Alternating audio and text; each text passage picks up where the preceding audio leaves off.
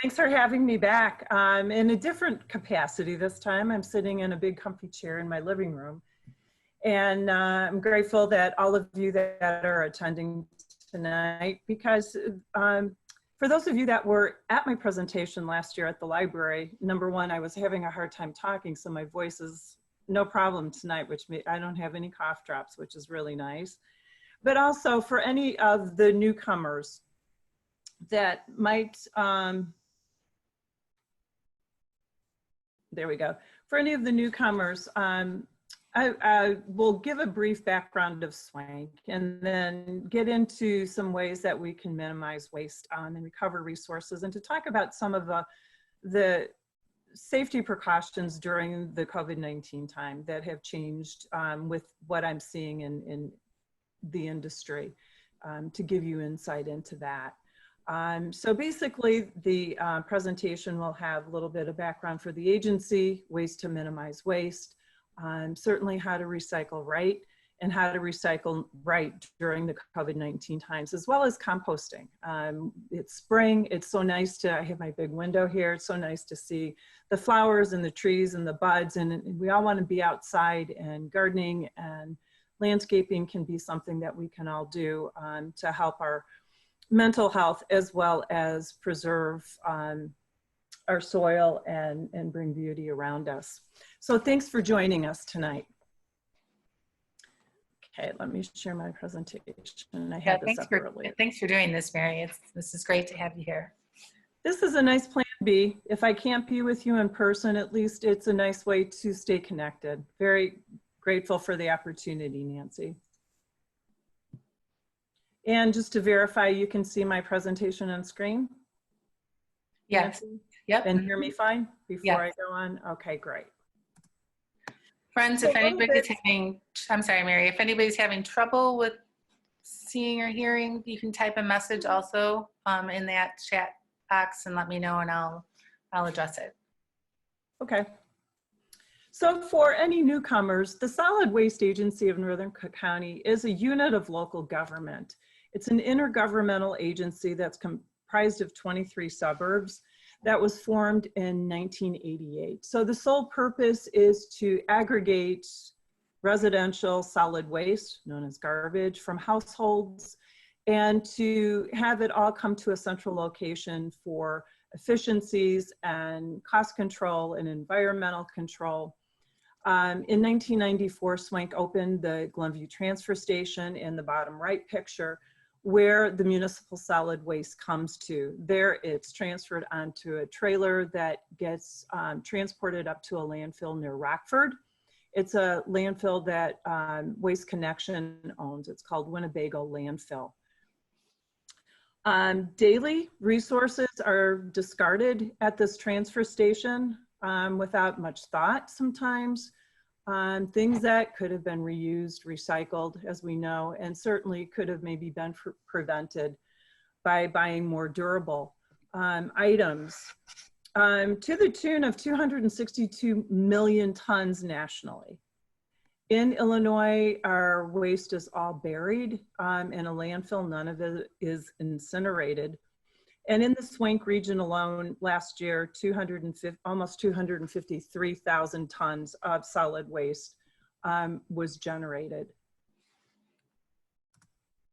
These are the 23 communities that belong to SWANCC. They are members. We are under collectively a project use agreement for the services that the agency provides and the transfer of the garbage. And it represents about 800,000 people, or 230,000 households. It's a substantial region.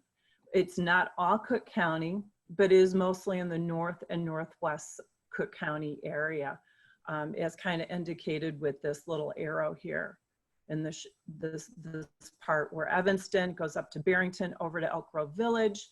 The line here is Mount Prospect, Park Ridge, Niles. So you can see all of the member communities. As we know, it's important to have ways to manage the waste that we no longer need, that has potential harm to our environment, to our health. But so oftentimes, needlessly, resources are being thrown away. And so that's what I'd like to talk about tonight, is are ways that we can minimize and prevent waste, and certainly look at recycling right. Something about the garbage before we go on about how not to make it is just to caution you during the COVID-19. Haulers, no matter who you have, so if you're listening in from Arlington Heights or Palatine or one of the other SWANCC communities that are not Elk Grove Village, any hauler that has a municipal contract is asking residents to bag your garbage and to seal it, to tie it off before it goes into the cart. And really, everything has been going along pretty well. Companies were concerned about not having enough employees, about getting an overabundance of garbage. People are home cleaning things out. The one thing that has changed in pickup service is the large items that you place next to the cart have not been picked up. That was something that they wanted to just monitor for right now and to let be. Notices were sent out, hopefully you got one, to say don't put out a couch, don't put out a chair, don't put out a mattress, don't put out anything that doesn't fit into the garbage can right now. And what we're hearing is starting next week, the week after, in fact, Waste Management just committed to Monday to starting to pick up bulk items again, and Waste Management is the company that services Elk Grove Village. So hopefully that will get back on track. But I think anytime you throw something away in the garbage, it's probably prudent to put it in a bag that is secure and tied, because sometimes that's the whole idea of garbage, is it can have potentially harmful bacteria, germs, and we don't want that in our communities. And it just keeps it together better, longer, if you do it that way. But really what we want to talk about is sustainable materials management. And that begins with not making waste in the first place. And I like this slide because it talks about rethink first. What is it that you're buying? Do you need it? How many do you have? Can you borrow it? Do you have to buy it now?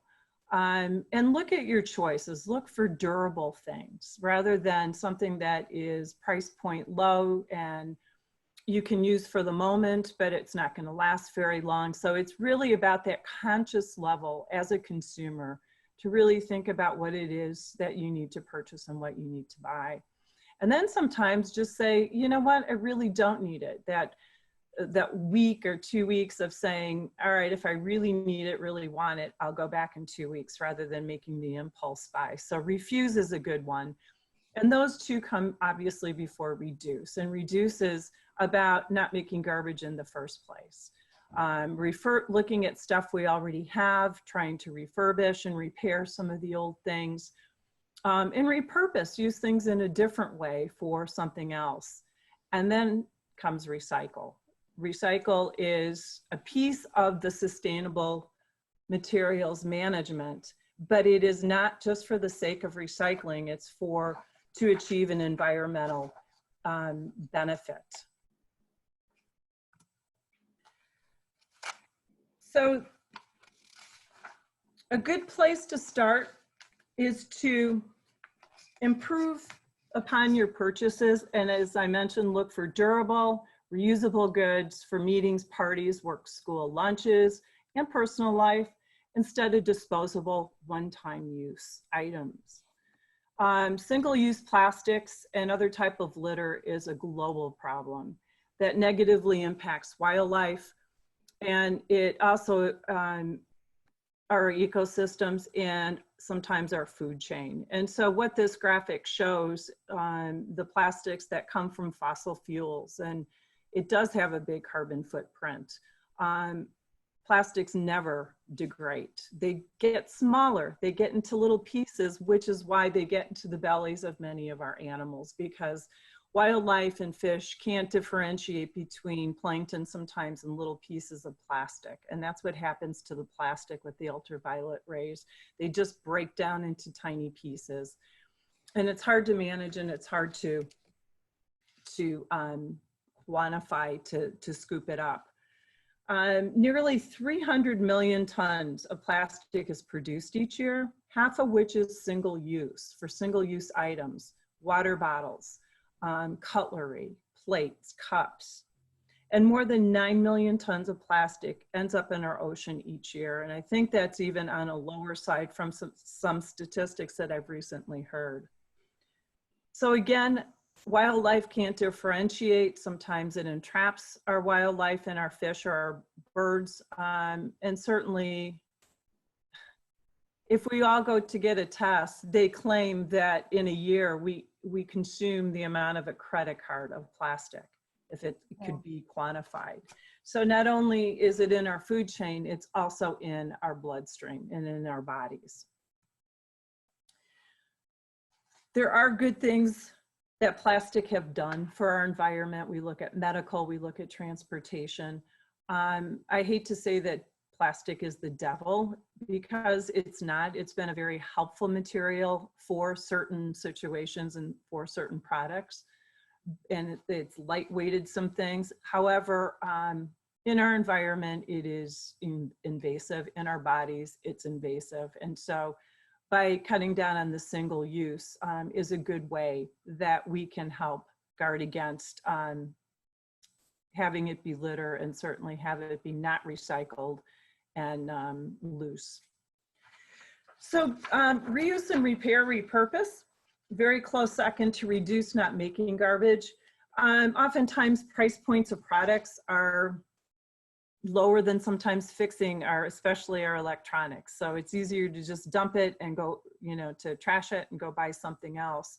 And so what I've been seeing cropping up, and it's been based on a lot of European countries in the middle here, are free repair clinics. It's a community event. It's a collaborative effort between citizens, young and old, and everything in between. What do you know how to do, and what kind of service do you need? And you match those skills, and you have a day of putting things together and fixing things rather than trashing them. So Evanston has been successful in doing this. Wilmette had one last year, and we're starting to see them in other communities as well. Very creative way to try and repair, repurpose before trashing. There are other ways to reuse. Donation is a big part of our offcasts. Gently used things that we no longer need can go to an organization, can go to a neighbor, can go to garage sales. It's that time of year. And it can be put on neighborhood chats to give to people. All different kinds of ways to, when we no longer need something, to find a new owner. One person's trash is another person's treasure. They make TV shows about it even. And then I have up here a couple things I thought were really nice. Whether it's in your workplace or in your place of worship, there are schools do it all the time. They have little corners to where they have containers for different materials that have recycling or reuse programs, but they can't be put in the curbside cart. So by collecting separately and mailing them in or dropping them off, there's some opportunities.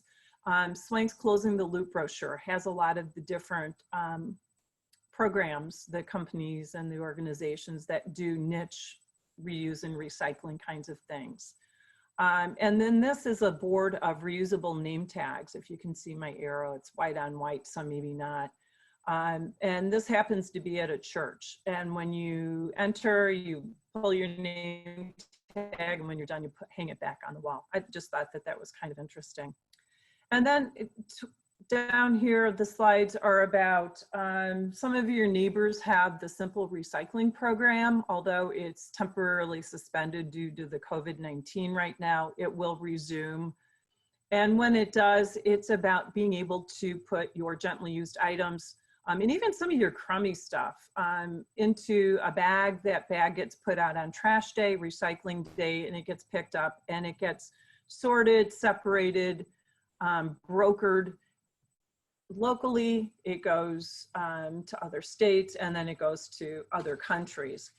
And if you're interested in that type of stream to follow, I really highly recommend reading Secondhand by Adam Minter.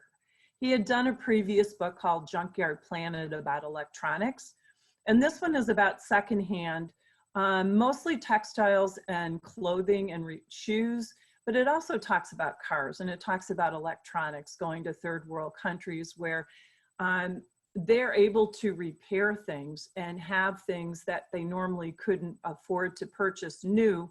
And it really is a thriving economy. And even though it might not be standards of what we're used to, it really lends itself to creating jobs and getting people goods in a different way. So if you've been home cleaning out your closets, your garage, your basement, you probably have different things separated. You might have some garments to donate to Goodwill or Salvation Army or Savers or Purple Heart, something like that. You might have household hazardous chemicals that I'll address in a little bit. But if you do have things to donate to one of the organizations, they're closed right now as we are all at home. So please do not deliver them and leave them outside. That becomes a whole health and nuisance issue for the towns. Please hang on to them. Things will eventually reopen. We are not going to be at home forever. And just be patient with the nice things that you have, because they will be able to be donated down the road. And I'm sure there may be some new protocols on what can be taken, how much can be taken, because I'm sure these organizations are going to be bombarded by everybody's goods. So call ahead, look at SWANCC's green pages. Our recycling, reuse and recycling directory has many locations listed locally for you to call. Let your fingers do the walking, as we used to say in the yellow pages. So you know exactly what to expect when the time comes to donate your good things. So where do we stand with recycling in COVID-19? There's a couple things that I really wanted to bring up tonight. And that is the recyclers. I sometimes will refer to haulers because there are transporters, whether they're doing your solid waste or your recycling. Your service provider, no matter who it is, asks that if anybody in the household has symptoms of the COVID-19 virus or flu kind of symptoms, please do not recycle. Refrain from recycling. Put your recyclables in with your garbage, as hard as that might be, and seal them and throw them in the garbage for the duration of why you are showing symptoms and while you're ill. And then when you feel better, go back to recycling as usual. There's a lot still yet to be discovered with this virus, and how long it's somebody who is ill and infected, and how long that virus might stay on different surfaces. So it's just best right now to be prudent, to be safe, and to keep everybody safe by just throwing the recycling away if someone in your house or you have been are sick. And when you're feeling better, then you can resume to recycling. And please, please, please do not throw masks, gloves, or any kind of tubing from a medical equipment into the recycling bin. They are finding many of these things and they don't belong there. There are germs associated with them. Those things should be thrown away in the garbage, in your sealed garbage bags.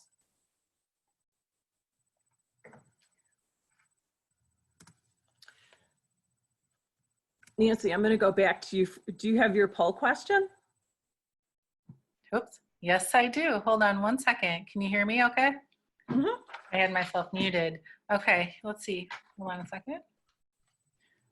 All right. Here's a polling question for you all. you should be able to, I don't remember how many seconds I allowed for this, so please vote on what is the proper way to put recyclables in your recycle bin, either loose or in a plastic bag. So let's see, almost got about 5 of us have answered.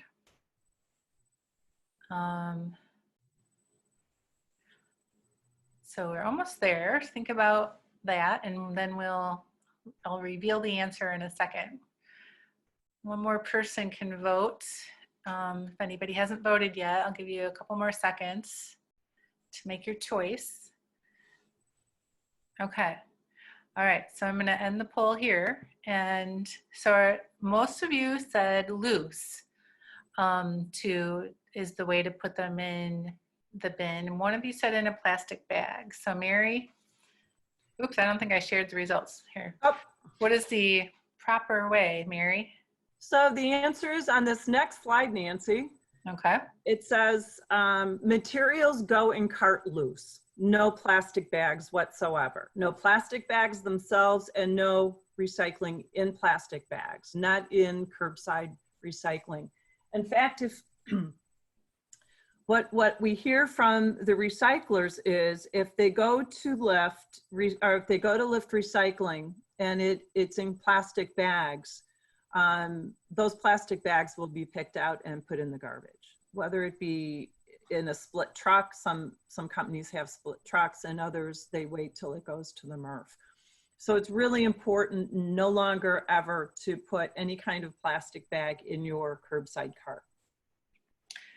Mary, can you kind of like go through those pictures and describe like how you would refer to those? Because I know when I've heard you do that before, it just helps me better identify stuff that, you know, in my own house when I'm like, okay. Sure. And then I also have another slide, because you may say, I don't see this or I don't see that, and I'm not with you and I don't have all of my visuals. So I have another slide to really talk about some of the common things that we're finding in recycling carts, excuse me, that shouldn't be. So let me go through this list here. So materials go in cart loose, empty and clean.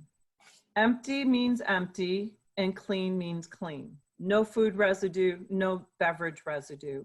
So for plastics, I have been part of the Illinois Task Force for Recycling Contamination the last couple of years, and it's a stakeholder group of all of the major and even smaller recyclers. They're MRF operators, material recovery facility operators, local, state, and regional representatives like myself. And we all sat down together to vet the operators to say, what are you able to process? Because not all MRFs are created equal. You have to have 3 things for recycling. You have to have a quantity of one material. You have to have the technology to sort it. And then you need to have a market to sell it, to make it into new products. Those are the 3 key pieces for recycling.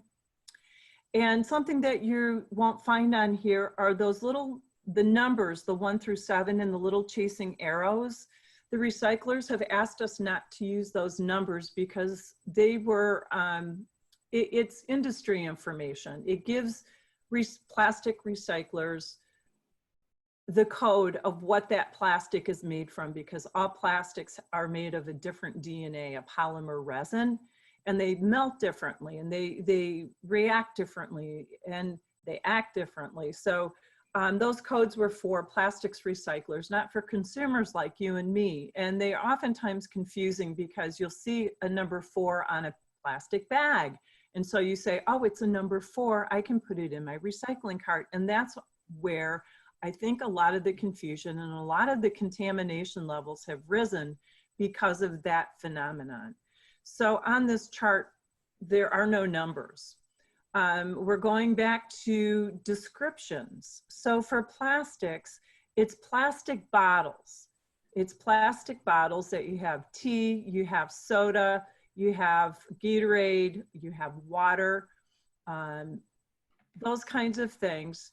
And you can empty, and then when it's clean, empty and rinsed, you can put the lid back on, and that actually helps hold the the container from being crushed too dramatically. So when it does get to where it gets sorted, it won't be, the optical sorter won't see it flat like paper and put it in the fiber side of life.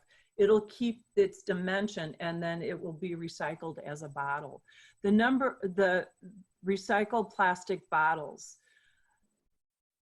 so many of them are not being recovered. And that is the most utilized and demanded plastic for remanufacturing and making new products from a brand sponsor or a brand buyer.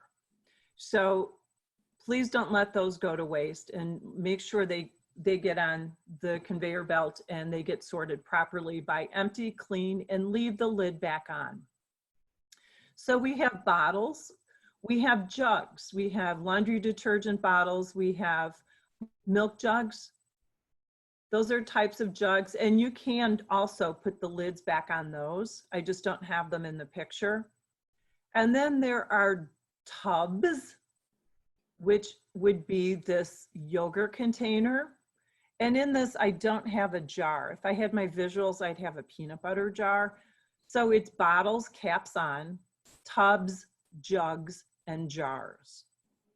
And I'm only going to do positive. I'm not going to really talk about the negative yet, because I have a whole slide of nots. So plastics, bottles, jugs, tubs, and jars, no foam. So then we have glass, all colors, bottles and jars. For the lids of a jar, like a pickle jar, as long as it's 3 inches in diameter or greater, you can recycle it. Please don't recycle your bottle caps from soda or beer bottles. They are small and they will jam equipment, and recyclers have asked to keep those out. And if you can't find a way to repurpose them into magnets or some fun things, repurposing them, please throw them away. And then we have metal. There's both steel and aluminum. For steel, we have things like the soup cans, the bean cans, the hairspray bottle, and also the shaving cream. Now these are aerosol sprays. As long as they're completely empty, you can recycle them. And the Steel Recycling Institute wants that recycling back. The recyclers really aren't crazy about aerosols, because if you haven't emptied them, they can explode. They're under pressure. So that's why it's really important. Just the other day, I was finishing off whipped cream. And even though it sputtered and, you know, on the plate, I took it over to the sink, and for probably another minute, it had some air left in it. So I made sure that all the air was out, and I kind of rinsed the top of it before I recycled it.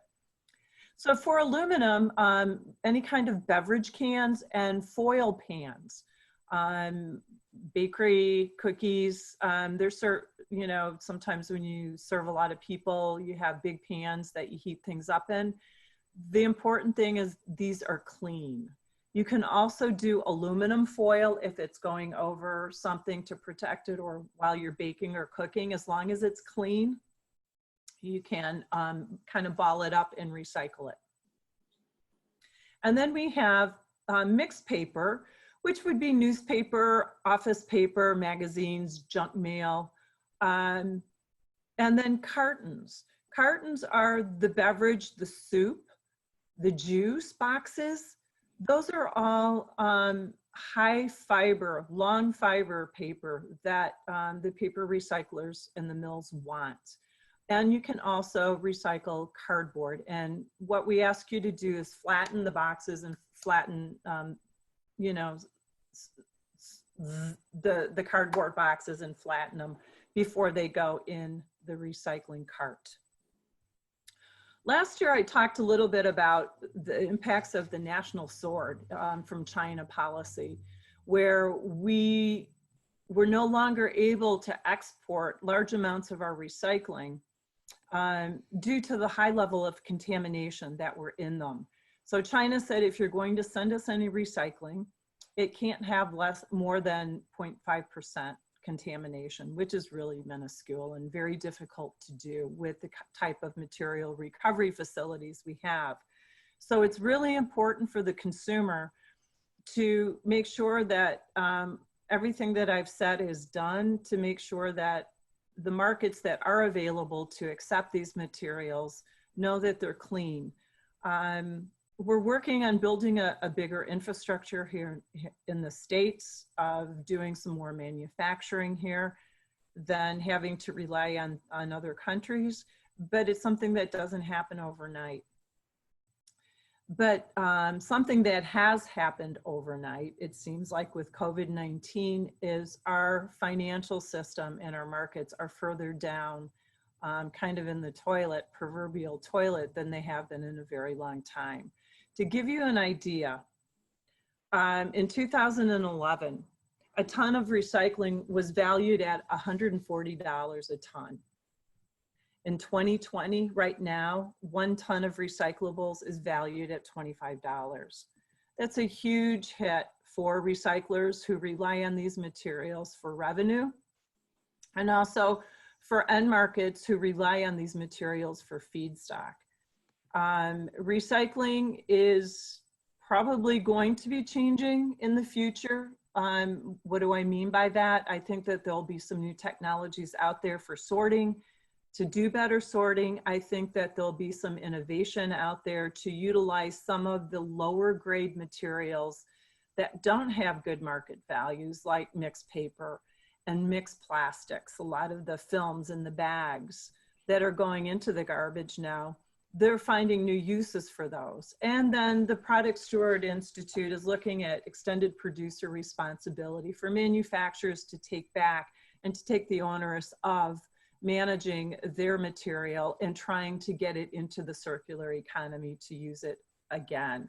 So there are there's hope, there's good things, there's a lot of benefits still for recycling. It does conserve resources from having to use raw material, although right now for plastics, the virgin material is cheaper than the recycled material. So what commitment do the brand sponsors have to use the recycled content? And a lot of times it comes down to policy, and it comes down to corporate sustainability. So for right now, there is a lot of unknown with this industry, but it has been viable. It's been a big job creator. It's been good for the environment. So my advice to you is, let's just keep going. Let's do it right, and have hope that we come up with better recycling as we go forward. So remember, it's about quality rather than quantity. So many of us don't have an opportunity to go visit a material recovery facility to see how our materials get sorted. So it's a business, it's very dirty, it's loud, the machines are constantly going, there's not a lot of room to walk. And so what I thought I'd do is show you just a little video of the inside of a material recovery facility and how materials do get sorted when consumers make the conscious effort to put them in the curbside cart, empty, clean, and loose.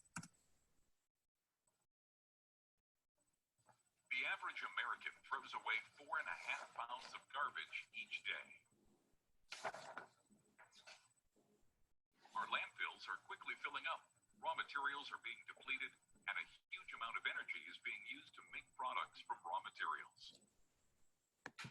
Our current recycling efforts in America are falling short. A basic understanding of how recycling works will make us all better recyclers. Let's go behind the scenes to better understand the recycling journey. Our journey begins at the curb on pickup day. The recyclables that you placed in your recycle cart are picked up by our driver, who then delivers it to our material recovery facility. Here, material is sorted by type. Once the truck is weighed, our driver dumps the material. The material is loaded in our drum feeder. The drum feeder distributes the material evenly onto a conveyor belt. The material then makes its way to the first sorting station. Workers sort through the materials to remove items that cannot be recycled at our facility, like plastic bags, toys, and electronics. Next, rubber stars rotate to separate cardboard from other recyclable materials. Additional screens help the flow of material by sending paper over the screen and containers below.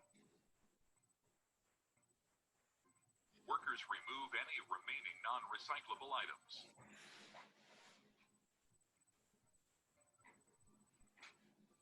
Paper and cardboard is then sent to our baler, where it is compacted into large bales.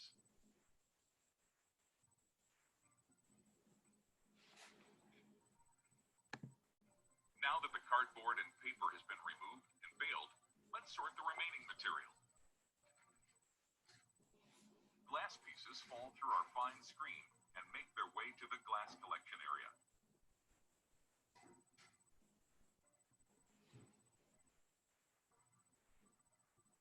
As the containers continue through the system, the tin cans are pulled out using a magnet.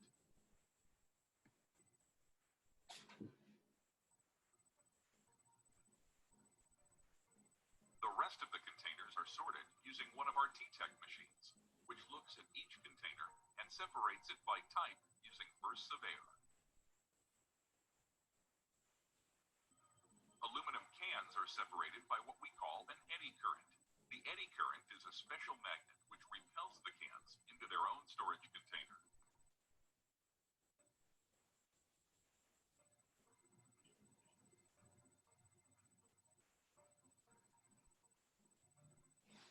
Once sorted, material is sent to the container baler, where separate recyclables are compacted into bales.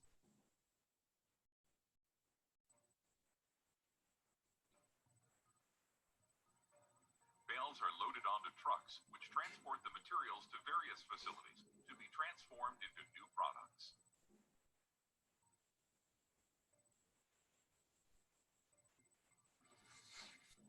Together, with proper recycling, we can each continue to save landfill space, conserve energy, and protect our planet's natural resources.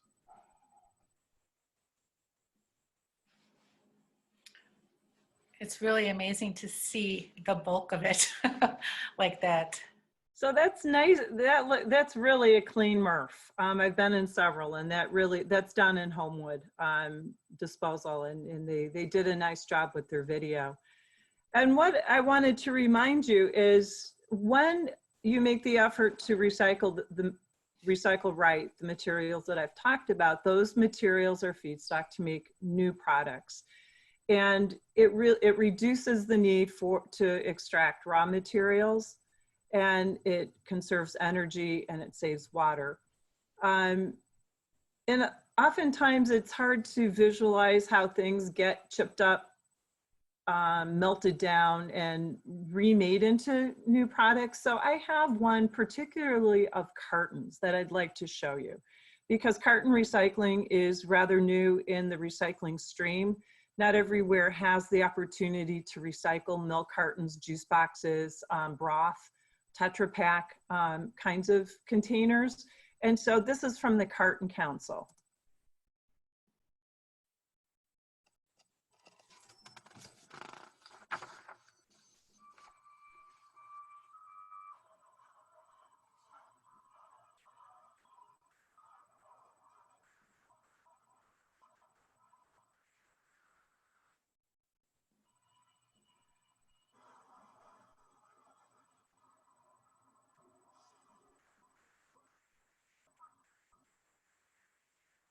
Is this available on the SWANCC website also? I know the last one was. No, I don't know if we have this one listed. I can ask Lisa to put it on, or I can send it to you as a follow-up. It's on the Carton Council's website. Mm-hmm.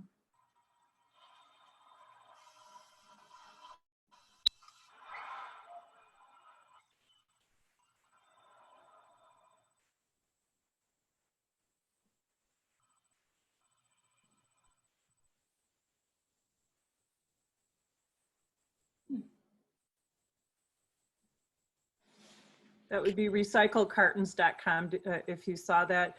What's unique about this Carton Council, it's a stakeholder group of manufacturers who make the different cartons. And over the last 10 years, they've gone throughout different areas, states and countries, working with the MRF operators to give them money to enhance their technology to be able to sort these cartons. They don't get sorted on the conveyor belt per se like newspaper and cardboard.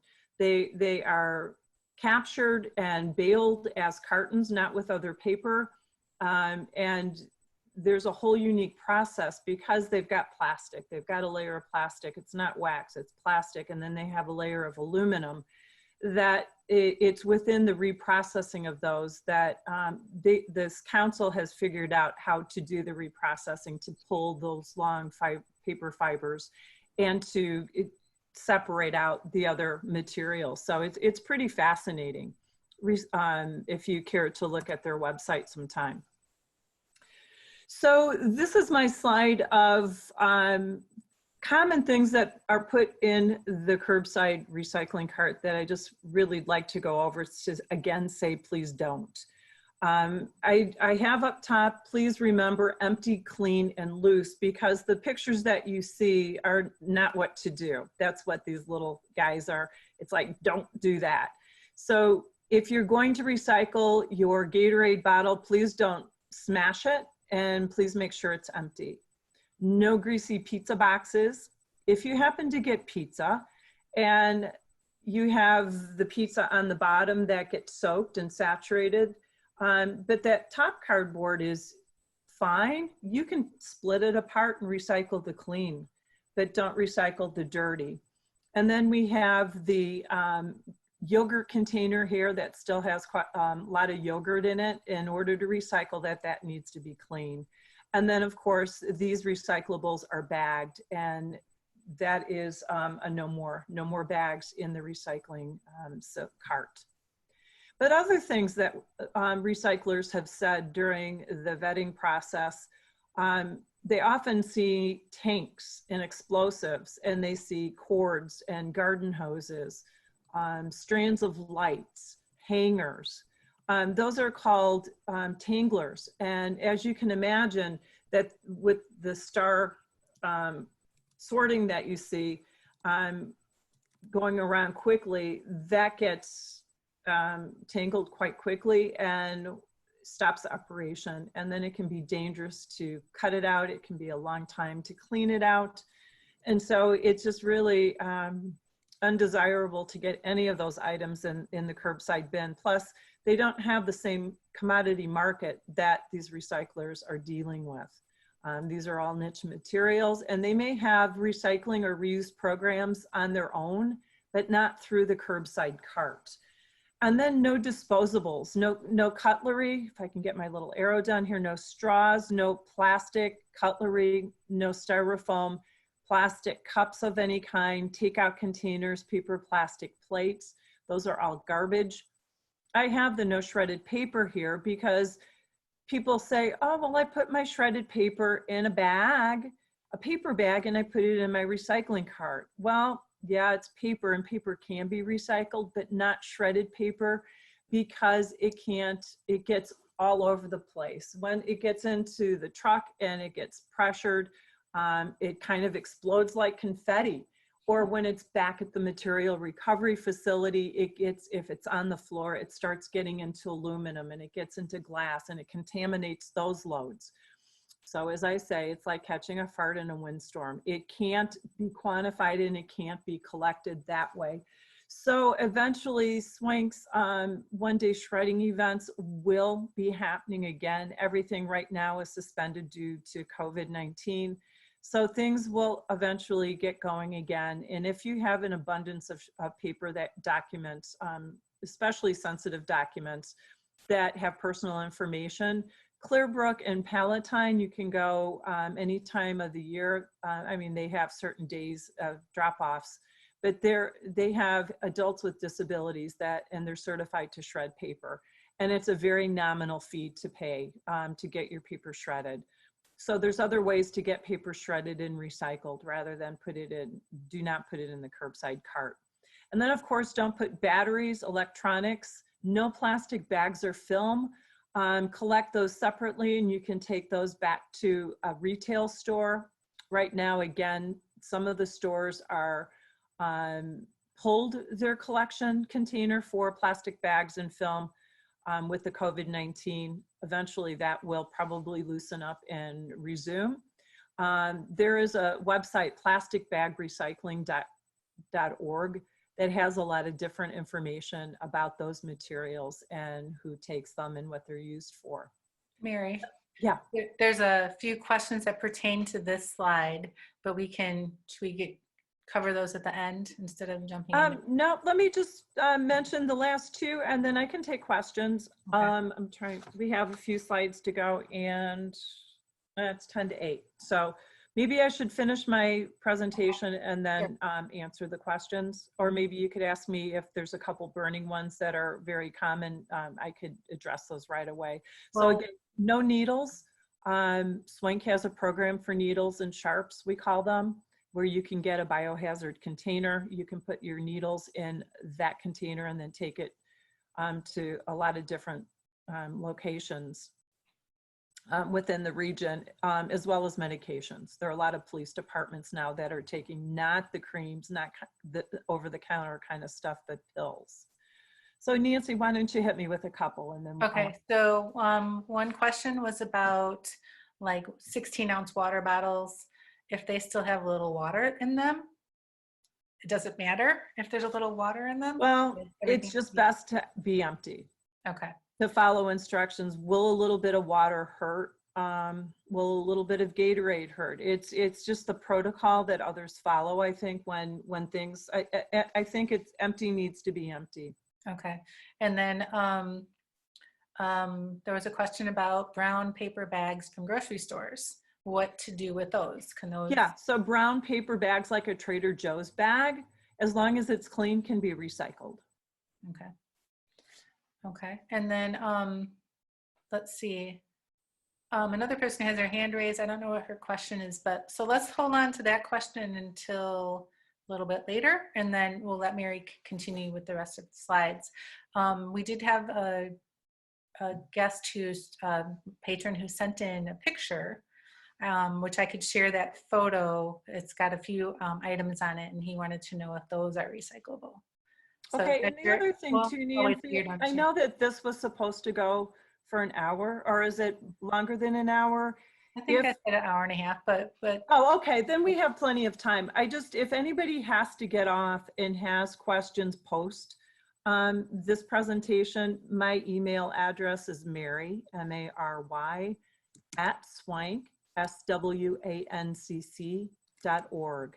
I have that information at the end of this presentation, but if you have to jump off and you need to contact me, that's the best way to do it.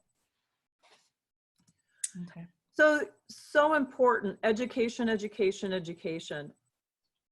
I just feel, I go to bed at night and I feel that the day is not done yet because there's still more to educate tomorrow. Some of it is because there are sometimes things change and sometimes it's just not, I'm not sure the best way to get the information to the resident. So I ask you listening to this presentation to help your families, help your neighbors, share the information that you know, because this is really current stuff and maybe they haven't had been really tuned into the recycling industry and what's been going on like you have. So please share your wisdom and your knowledge.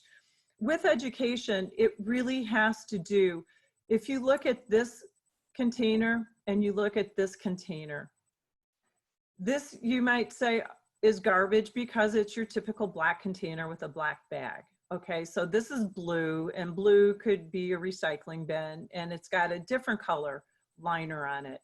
And oftentimes for outside stuff, liners will be used, but when this goes into the recycling dumpster, they can be just offloaded, emptied from the plastic. You can collect in plastic, you just can't put it in the end dumpster. But it doesn't tell you what. And so it's really important to keep that going. This is one that I saw at an airport in Portland in March, my last trip before we were all locked down. And I really like this. So what goes in this slot? Rather than assuming people know, it tells you newspapers and magazines. What goes in this round hole? Cans and plastic bottles. And it has pictures or graphics of each of those. And then down here, it says no cups. I really, really like this information. It's concise, it's got the graphics, it's got the words. Whether people follow that, you can't control, but this is your best chance of getting a good stream of recycling. When it's like this, with just the black garbage cart next to the recycling bin, that's good. You need to have side-by-side containers, but chances are you're going to get 50% of recycling in your garbage and 50% of garbage in your recycling when it's like this. When I do my waste audits, that's pretty much the rule of thumb. And in schools, these have been really nice. SWANCC has a grant program that has given schools money to get sophisticated sorting tables, they're called. These particularly are nice because right where you do the pitching and also right around the can has the educational information. And outside is no different. It needs to be labeled and people need to know what to put in those holes. And as a result, I think we get a cleaner stream. Jumping to another part of recycling that oftentimes gets overlooked is food composting. Many of your neighbors have ride-along programs, they have a subscription program, or they have backyard composting. So before we move on, by composting food organics with landscape organics, it really provides a wonderful soil amendment for growing great food and also fortifying our soil that is oftentimes eroded. It reduces greenhouse gas emissions. It really helps, it mitigates flood control when there's heavy rains. If you have compost in your soil, it helps hold the moisture. It sequesters carbon. There are just wonderful things that compost will do instead of putting them in our landfills. And the other, so if you have a service provider for either the ride-along program or a subscription program, curbside, that's great, but you can do this at home with fruits and vegetables in your own backyard. You can, there's tumblers. This is the little black R2-D2, I call it, from Star Wars. But there's tumblers, there's open pits. The thing that you need to be most mindful about with backyard composting is to follow any village ordinances that they have associated with spacing and whether you have to have an enclosed bin versus an open bin. So the website, the village's website would have that information, or SWANCC has it on our website on behalf of our communities. Worm composting is something I've done for over 20 years. I have one in my office just like this, where it's layered with bedding and food, and the worms migrate up to where the food is, and then you're just switching out trays. And in fact, today it cleaned it out, and I had a huge bucket of compost that my coworker took home because she's doing a large landscaping project. And then some of you may be familiar with bokashi, which is just fermenting fruits and vegetables in a bucket over time. When you open it up, it'll blow your nose away, but oh my goodness, it happens rather quickly. And then you can use, add that to the compost, and it's already degraded a great deal to break down. There is a lot of information about those three composting methods at Illinois Food Scrap Coalition. And Nancy, I can follow up with some of the resources for you if you'd like to share via email with all of the attendees. Great. So just real quick, before I get to your questions, right now, SWANCC's document destruction, all of the municipal special material programs are suspended. We have just opened up our transfer stations Saturday mornings from 9 to 11:30, just last week, to accept electronics. And we hope by the first week of June to open up Mount Prospect, Hoffman Estates, and Winnetka for electronics. It looks like maybe July will be our very first one-day event. Elk Grove Village was supposed to have theirs on June 6th, and they have rescheduled theirs for August 29th. The household chemical waste locations, there's 4 of them in Illinois. And right now, the only one that has reopened and will reopen this Saturday is in Naperville. That information is located on SWANCC's website under chemicals. Can I just add here, in moving out of my old house where I had lots of years worth of materials and items and chemicals and things, I used the SWANCC website to locate places to take the stuff. So one of them was the Naperville chemical waste place. I took like a trunk full of stuff that was in my garage for like 25 or more years. Also, from that list, there were places, I brought a set of encyclopedias to a place that took old books like that nobody else wanted. And anyway, it was just a great, that's the SWANCC website gave me answers to like 4 or 5 different needs that I had. So I was able to get that properly recycled instead of just. Oh, that's nice to know. Thank you. And I have a little thing at the very end about the website and a couple of our highly used resources. There's something that I wanted to say. No, batteries, please do not put them in your recycling bin. Yes, batteries can be recycled and there are some programs for them. However, alkaline batteries are not made with heavy metals. They're not made with toxic material and can, according to the US EPA, be thrown away in the garbage. I know a lot of people don't like to hear that, but they can safely be put in the garbage. It is the rechargeable batteries that have heavy metals and toxic materials in them and recyclability. But now the lithium batteries are actually kind of replacing the alkaline batteries because they're supercharged. The primary single-use lithium batteries look amazingly similar to the alkaline. I have the lithium here and the alkaline here. The only way really to tell is to look on the label. These batteries can be recycled at Home Depot, at Lowe's, at Menards, at IKEA. There are many places that will take them. Something I wanted to tell you about the lithium batteries, that even when they stop operating your home appliances, like say electric toothbrush, it may not run that electric toothbrush, but when you take it out, it still is about 30% charged. And so what you need to know is when you want to wait to collect some to take them to a recycling place, to get them recycled, do not leave them just sitting in a container or in a drawer. For that reason, they can spark a fire if they get hit or if they touch terminals. So the best thing to do is to tape the terminal end with a duct tape or an electrical tape. And then, or if you don't have that tape, you can put single lithium batteries in a plastic baggie. I know that's using a lot of plastic baggies, but it's for your safety in your home, not to burn yourself down and not to cause damage in a garbage truck or at the transfer station as well. Because by law, residents can throw all of these batteries away.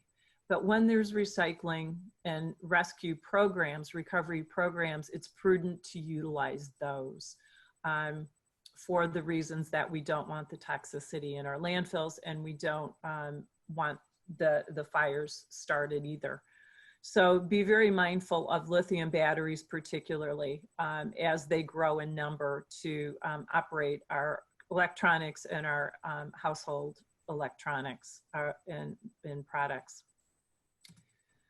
So let me just, SWANCC's website at swanc.org, up here you can see the big headings. This reuse and recycling directory, if you click on that, To your right then will drop down items that you're looking to reuse or recycle or safely dispose of in alphabetical order. So if it was, say, I want to look at paint, you would click on recycling directory and go down to P for paint. And there will be vendors there that will that recycle paint, or ePaint Recycling in Arlington Heights is working with a lot of Ace Hardware stores for latex paint. And you can get on that website to get that information. For chemicals, if you wanted to know the Naperville place, the Chicago, the Rockford, or the Gurnee, you click on chemicals, and then there's on that page all that information. We have our programs here that will consist of a calendar once we get things scheduled. It's rather new. So by month, you can see where SWANCC's one-day events are, and any SWANCC resident can attend any of the community events. No businesses, no schools, no institutions. It's just for residential.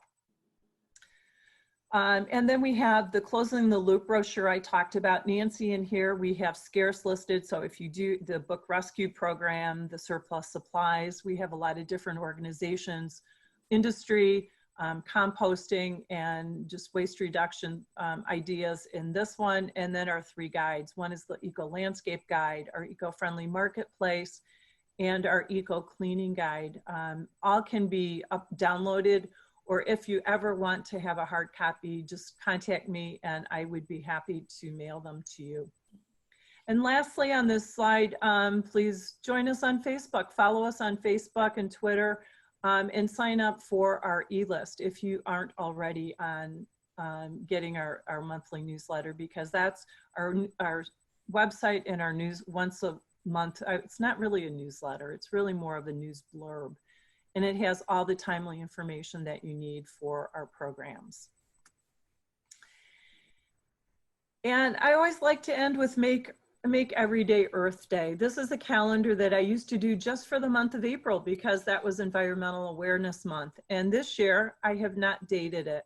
I have 35 different ideas with resources on the reverse side that can be downloaded from the agency's website. And it's timeless. It doesn't have a year and it doesn't have a month. So it was pretty ingenious to do that this year with COVID-19 dominating April and not having me be in person anywhere. And I'm very thankful for Zoom platform to be able to stay connected, to do my presentations that way. I would imagine for anybody with kids, that would be a very nice thing to have, to share some ideas of activities with. And I try and make it for adults too. It used to be just for kids, but there are some things that probably kids wouldn't be interested in getting more information about, but you might. So I do recommend that you check it out on our website. And then lastly, thank you for anything that you're willing to do to prevent waste, to recycle right, and to compost and share your knowledge with your neighbors and your friends, because it aids to the community reaching a sustainability level and reducing your carbon footprint and being a good neighbor. And those are all really, really important to move forward in a sustainable fashion. There's no sense in going backwards. Let's move forward with the technology and the knowledge that we have to have a better future for future generations. So thank you very much for this opportunity to be here tonight with you. And with any time we have left, I would be more than happy to answer questions. I do have a photograph that I can share. If you don't mind, this is a picture of a few things. If oh, that's right. Other people might have the same question. So let me find that. Hold on a second. Okay, so it's, our Elk Grove Library plastic bag. So plastic bags, and I assume that that is a, like a padded paper Amazon package. So let's start with this. So this plastic bag probably, if it's plastic, can go in the retail bags. You know, library one. The only thing I would say, not knowing who this is, if it's a PLA, if it's a compostable one, you can't mix that with traditional plastic. It will be a contaminant. So if it's truly just plastic, it can go in the retail bag, in the retail box, like So at you mean Mariano's. like at Jewel or Mariano's where they, And this little pillow pack can as well. oh, okay. Oh, over here. Okay. And then in the middle, I'm pretty sure that if I peek inside of this, it's going to be more paper. It's padded with paper. I have one like it in my display kit. However, if it's bubble wrap on the inside, it would be garbage. But I think it's the one with the padded paper. It's their new one because they were getting a lot of customers talking poorly against the plastic ones that are garbage. So the paper one, if it's got the paper in it, can be recycled. Okay, so I'm going to stop sharing this. Let's see. All right, so there is another question. Someone is curious about yogurt containers since they're single use. He said, I found one that's available in glass. I assume that it is a better choice since glass is more easily recyclable. Please tell me I'm right. Don't be discouraged with plastic yogurt containers. What I will tell you is it's impossible to, the recyclers don't want the number 6. They don't want polystyrene. And oftentimes like Activa is a number 6. It can't be recycled, but I do Chobani and I do Trader Joe's, and those are 4s, and the 4 plastic can be recycled. So it's hard to tell you not to look at numbers and then tell you to look at numbers on those particular containers. That's the only way you'll find out if something is a number 6 is by looking at the numbers. And so don't recycle number 6s, but 4s and 5s are fine. Okay. Okay, here's another question. And glass is fine too. Okay. Yes, no bubble wrap. Okay, so I'm reading the question. So no bubble wrap can go in recycling, correct? No. Okay. And then, so baby food jars, since those are smaller than 3 inches in diameter, those would probably be not, can't go in loose at least, right? You know, my recommendation is ask your recycler. Ask your recycler about that. Ask Waste Management about that. It was kind of, it's a gray area. I know unequivocally bottle caps are too small. Baby jars are a little bit, maybe 2 inches. They're not quite the 3. So that is, to me, a gray area. And it depends on the sorting at the technology, you know, the technology at the MRF. I would say if you really wanted to know, if you have a lot of baby food jars, to ask somebody at Waste Management. Okay. And if you need contact through Nancy, I can find out too. Okay. Yeah, I'm gonna put my email address here too. So if anybody wants to contact me, you can ask a question through me, but I know Mary's really good at answering questions when you email her. So I do mine too. Yeah. Anybody else have a question for something that you're always wondering about, whether it needs to go in the garbage or the recycling? I know I'm always yelling at my kids, and I shouldn't say that because they're probably in earshot right now, but Chipotle with the aluminum covers from the Chipotle bowls, I often find them in the garbage and I'm pulling them out saying, aluminum can be recycled, people. So I think they've gotten my message now, and now they do it. There are simple signs on SWANCC's website. If you go to swanc.org, under resources, you can get recycling signs that you can download and print.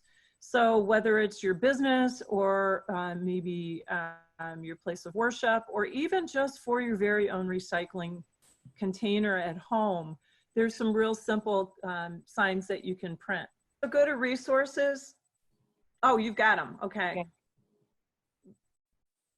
We have them in Spanish. I even have one in Polish, although it's not printed. So if any of you have staff that are Polish I have the 3 languages right now, and the very big. So the real basic is glass, aluminum, cartons, and bottles. I use that a lot when I'm at schools and cafeterias, just by reminding people that it's about quality rather than quantity, and just to really go after a few things rather than too many things and have an abundance of contamination. And if you're looking for something that's not there, and I have composting ones too. So if you're looking for something particular that you don't see, let me know. And we can either try and create it in the office, or maybe it's just not posted. Oh, another person asked, I recently learned the term wish cycling instead of recycling, wish cycling, and realized that I've been guilty of that.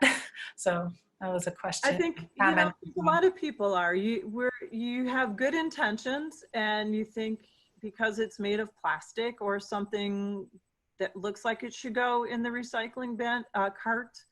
But unfortunately, with the crackdown of contamination as a result of the Chinese national sword policy, is when this has all come to light, because our recyclers have let us get by with contaminating our bins for many years.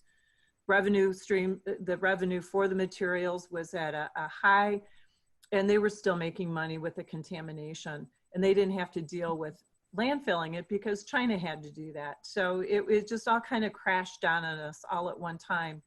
And to me, it's nobody's fault but the haulers, the recyclers that stand to benefit from doing recycling right.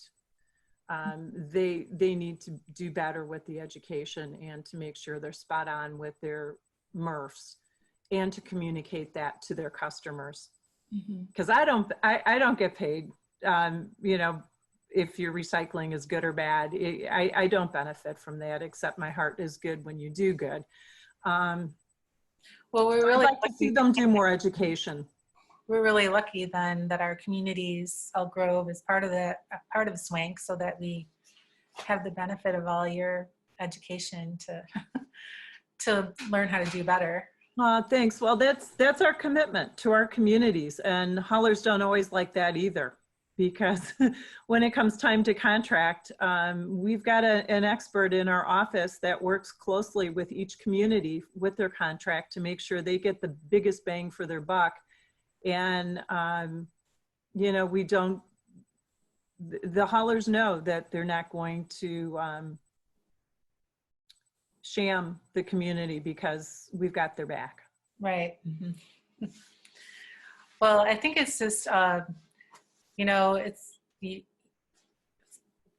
something like this, and continued learning like through the SWANCC website is so important, because, you know, we're all busy, but you don't quite know what happens to things once you put them in that bin, and just to learn, just to see the process that things go through, and the quantity, like when you're showing the video of the MRF, just to see that is very inspiring, and pushes us all, I think, to try to do better, do a little bit more, be more aware of what we could do differently. You know what, Nancy, it all boils down to it's what we can do to contribute to the greater part of having a nice environment and a sustainable future.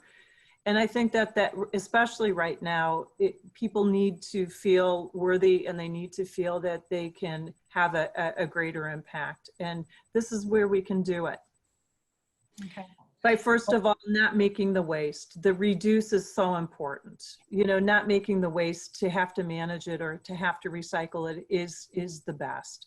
So when restaurants open up, maybe you'll take your own reusable containers. So if you have leftovers, you don't have to take styrofoam or a disposable. You can take your own.